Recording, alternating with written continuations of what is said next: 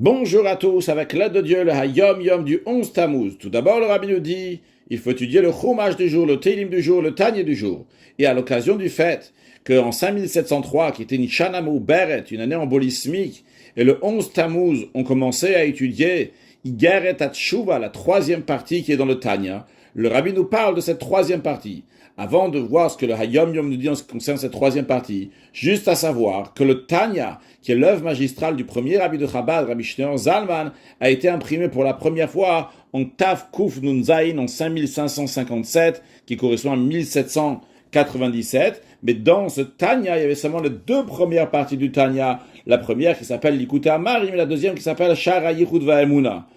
2 ans plus tard, en Tav Kuf Nun Tet, en 5559, qui correspond à 1799, le Tanya a à nouveau été imprimé, et cette fois-ci, il n'y avait pas seulement les deux premières parties, mais il y avait aussi la troisième partie, la Igeret Atshuva. Mais, cette Igeret Atshuva qui a été imprimée n'était pas exactement la même que nous avons aujourd'hui. Et c'est ça qui dit dans le Hayom Yom, que dans le Tanya qui a été imprimé dans la ville de Jolvka, une ville en Ukraine.